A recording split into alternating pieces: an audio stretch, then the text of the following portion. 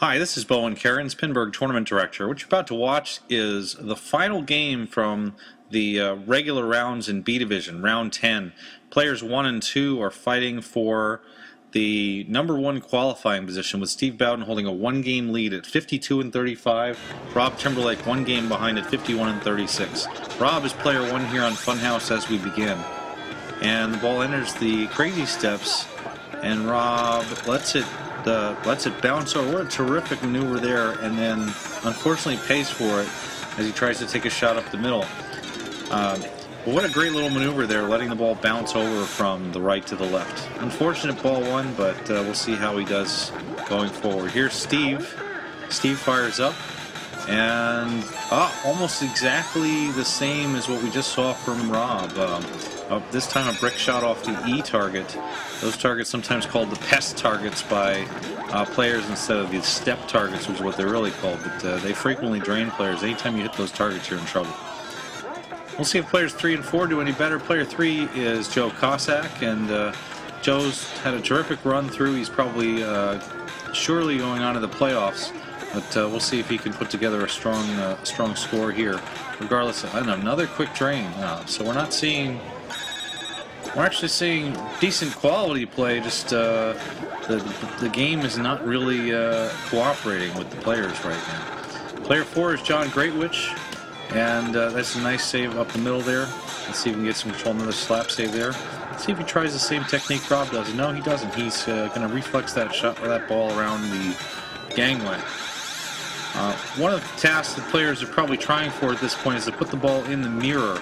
The mirror right now is lit for John for an center drain. Really a tough first ball for all 4 players.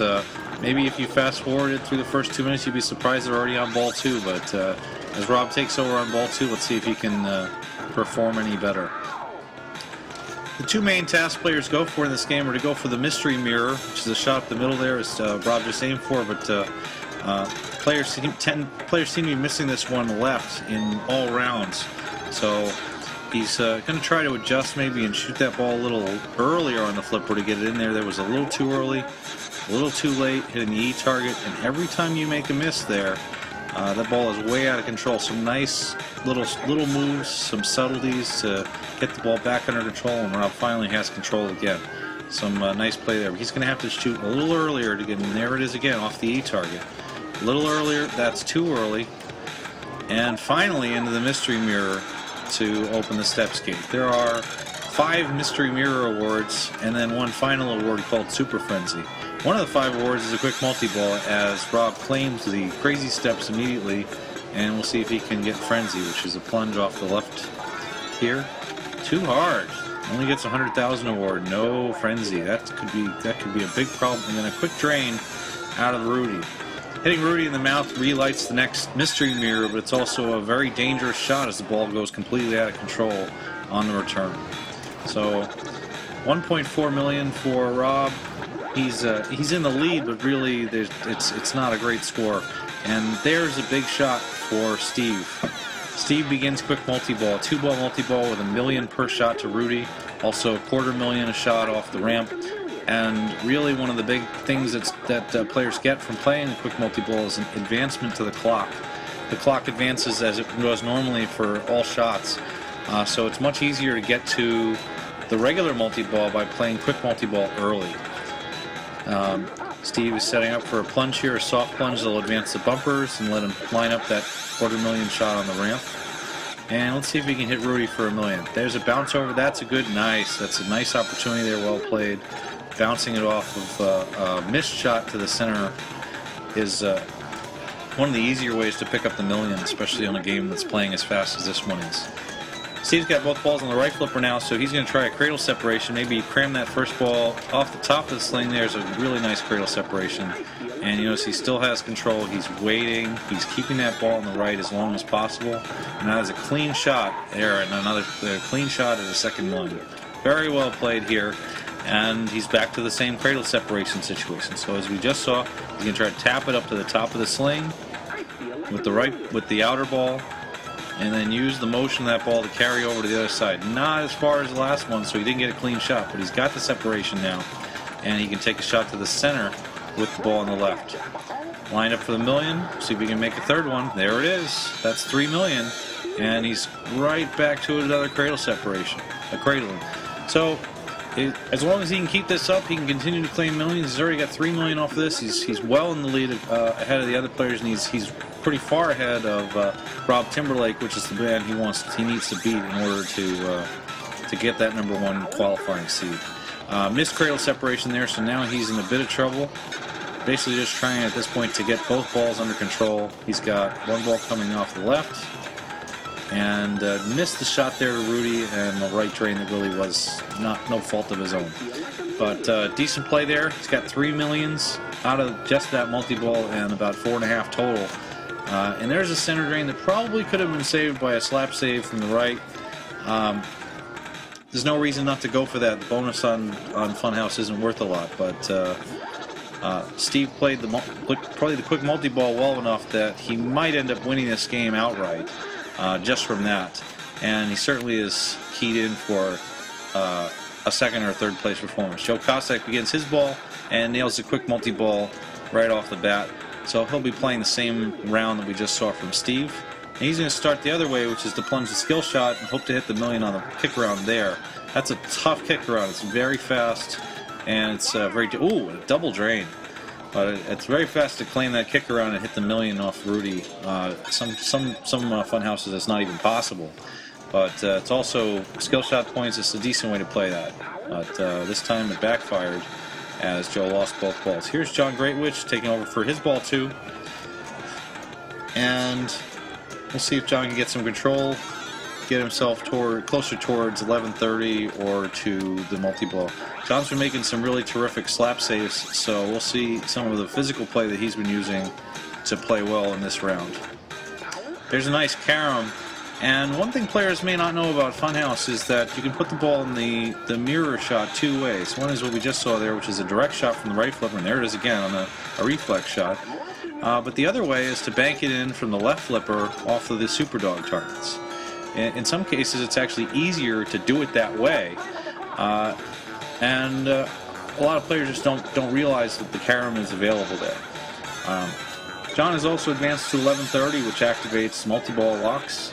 He's got to lock 2 balls up the middle. He put 1 up the middle, so that makes it 1145. The second ball will make it midnight, and there it is. That'll shut down Rudy and open his mouth for multi-ball.